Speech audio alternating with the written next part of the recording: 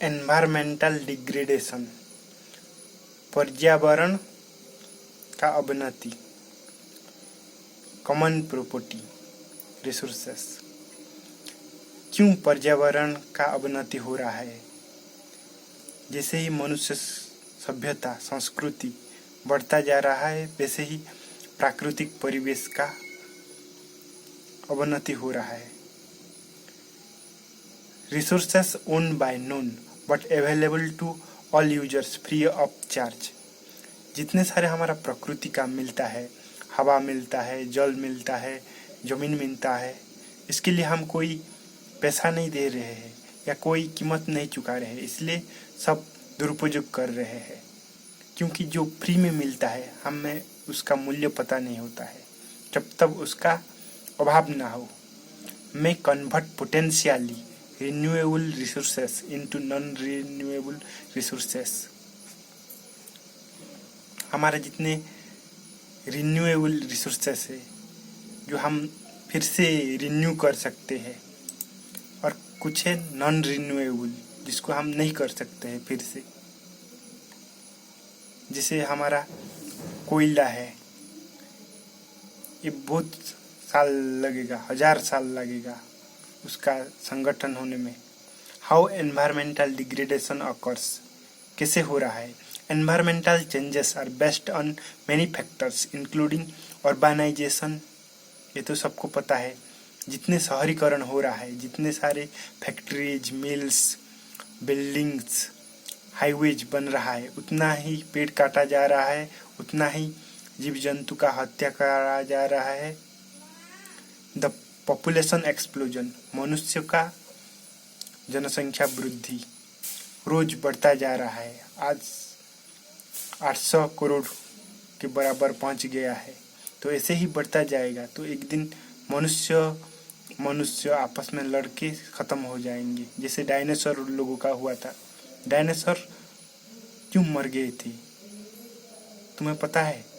उनका आकार इतना बड़ा था तो उनके लिए खाद्य नहीं मिला। ऐसे ही मनुष्य लोगों को भी होने वाला है अगर समय होते ही सचेतन नहीं हुए। अभी तो 7 गुना ज़्यादा है। The capacity of mother earth to contain 1 billion people harmoniously. 100 crore लोगों को ठीक ढंग से अर्थ में रह सकते हैं, लेकिन उससे ज़्यादा हो गई है 800 करोड़। तो सब तरह के प्रॉब्लम हो रहे हैं, फिर भी लोग देखकर अनदेखा कर रहे हैं। क्यों? उनका मूर्ता क्यों?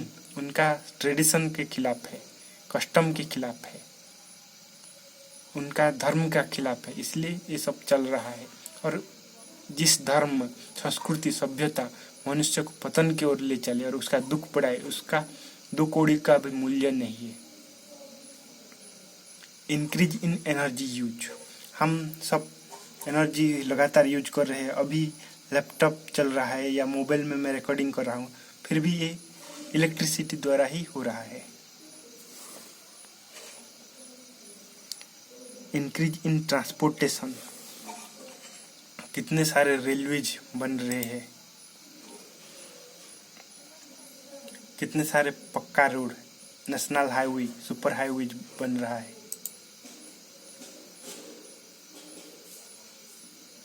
तो हम सब जंगल को नष्ट कर देते हैं, पहाड़ को भी चले जाते हैं, हिल स्टेशन बना देते हैं। पशु पक्षी कहाँ रहेंगे? ये पृथ्वी केवल तुम्हारे लिए नहीं है, सबके लिए है। तुम सब पशु पक्षी को मारने में लगे हो, जीव जंतु, ये सब नहीं रहेंगे तो तुम भी नहीं रहोगी। हम सब एक दूसरे से जुड़े हैं। जब तक परिस्थिति नहीं आएगा तब तक नहीं सुधरेंगे लोग।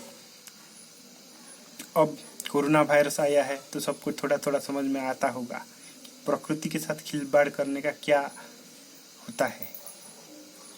Ineffective international policies leave the future of the environment in a critical state, with carbon dioxide level rising out of control. It is predicted that the Earth's temperature will increase by 11 degree Fahrenheit by the end of the century. ABC Science 2010 calculation किया गया है। तो सब तरह का समस्या आएगा सामने। इस पर थोड़ा विचार कीजिए और अपने से जो हो सकेगा वो कीजिए, वरना अपने आप को आप माफ नहीं कर पाएंगे और आपका जो फ्यूचर जनरेशन आएगा, आपका बाल बच्चा या नाती पोता, वो आपको कोसेंगे कि इतने गंदा आपको बना के चलेगी पृथ्वी को। इसलिए पृथ्वी का, पर्यावरण का रक्षा कीजिए, क्योंकि ये असली माता है। पुत्रोहम पृथिव्याः माता भूमि। जो सुबह हम उठ के माता सबसे पहले भूमि को स्पर्श करते हैं, उसको ही हम नष्ट कर रहे हैं।